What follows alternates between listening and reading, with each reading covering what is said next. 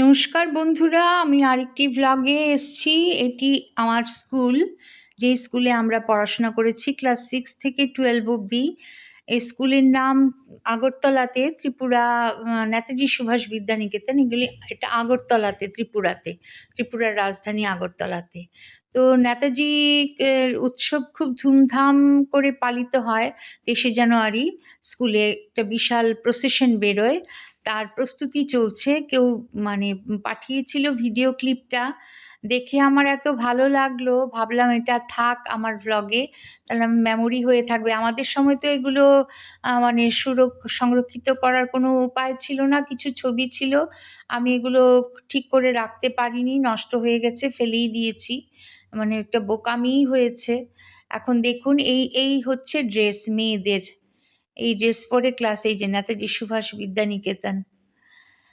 তারপর চলে এসেছি, একটু শীতকালে পিঠে খেতে ভীষণ ইচ্ছে করে। বছরে একদিন কি দুদিনই করি।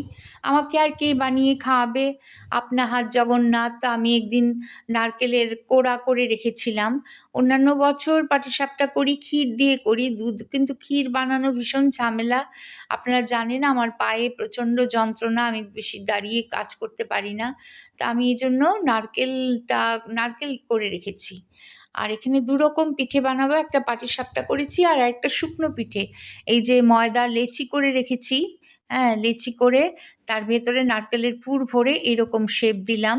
তারপর সাদা তেলে ভেজে নেই, এই যে, হ্যাঁ, সাদা তেলে ভেজে এটার ভেতরে নারকেলের পুরটা এটার ভেতরে ঢোকাবো। ঢুকিয়ে তারপর সাদা রিফাইন তেলে ভেজে, এই যে এইভাবে ভাজছি, আলাদা আলাদা করে ভেজে এখানে শিরা করেছি। শিরা মানে কি, শুকনো মানে চিনির রস আর কি, জাল দেওয়া। এটা ভেজা না, শুকনো হবে। হ্যাঁ, কারণ এটা খুব মাখো মাখো হবে আর কি, বালুশাহী টাইপের মিষ্টিটা খেতে হয়, কিন্তু কেউ কয়েকদিন থাকেও। তো এইভাবে চলছে, ছোট একটা কড়াইতে ভেজে নিচ্ছি সাদা, আর সাথে সাথে ওই চিনির জালটাতে, রসটাতে ফেলে দিচ্ছি। এটা বেশ খেতে লাগলো। আর এক ভদ্রলোককে খেতে বলেছিলাম, উনি একা আছেন আপাতত, তো ওনাকে ডেকেছিলাম সরস্বতী পুজোর উপলক্ষে। বাকিগুলো আমি তুলতে পারিনি। খিচুড়ি করেছিলাম, বাঁধাকপি করেছিলাম, কিন্তু এগুলো তোলা হয়নি, পুজোটাও তোলা হয়নি। তো সাথে থাকুন, দেখতে থাকুন। এই যে চলছে। তারপর ইয়েতে, এটা শুক্রবারের কথা। তারপর শনিবারে আমাদের গতকাল আর কি, শনিবারে একটা ফাংশন ছিল।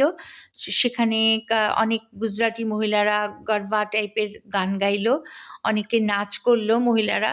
আমি বাংলা গানই গেয়েছিলাম, সেটা আমি আলাদা করে পোস্ট করব। মহুয়ায় জমেছে আজ মৌগো, এই যে চিনির ইয়েটা, এই যে গরবা হচ্ছে, ভালোই লাগলো। আমি নাচিনি কেন? কারণ আমার তো পায়ে এক প্রবলেম, নাচতে ইচ্ছে করলেও। এক মহিলা, গুজরাটি মহিলা গান গাইছিল, সে গানেরই শিক্ষক, আর বাকিরা নাচছিল। এরকম বেশ কাল খুব মজা হয়েছে, খুব নাচানাচি হয়েছে, ভালোই লাগে সবাই মিলে। এখানে অবাঙালি বাঙালি কম, 3-4 জন বাঙালি থাকে। কাল সেই বাঙালিরা সবাই অনুপস্থিত ছিল, কেউ অংশগ্রহণ করেনি। মানে আমি আর আমার হাজবেন্ডই ছিলাম। তো যাই হোক, এখানে ভালোই লেগেছে, খুব মজাই হয়েছে। আমার গানটাও খুব সুন্দর গান, মহুয়ায় জমেছে আজ মৌগো। তো সেটা গেয়েছি, সেটা আমি আলাদা করে দেব। সাথে থাকুন, দেখতে থাকুন।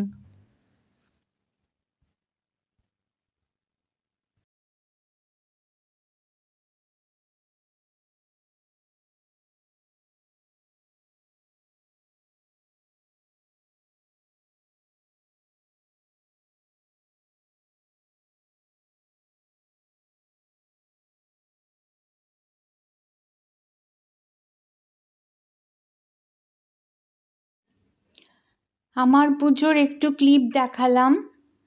এটা কোনোদিন কোনো পুজোতে দেওয়া ছিল, সেটাই দিলাম। এটা দেখুন, এটা বোধহয় খুব লক্ষ্মী পুজোর ক্লিপ আর কি, কাল এটা তোলা হয়নি।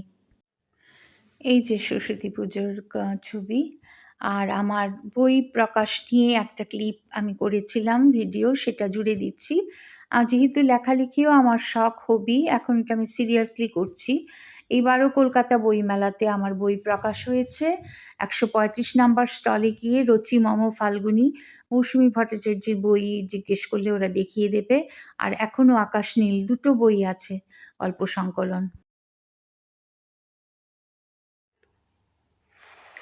নমস্কার, আমি মৌসুমী ভট্টাচার্য।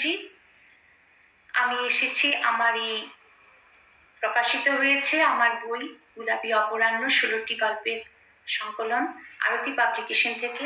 আরতি পাবলিকেশন আমি আমার মায়ের নামেই শুরু করেছি। এই বইয়ের হাত দিয়ে এর যাত্রাপথ শুরু হলো। 16টি ভিন্ন ভিন্ন স্বাদের ছোট বড় গল্পের সমষ্টি নিয়ে এর ডালি সাজানো হয়েছে।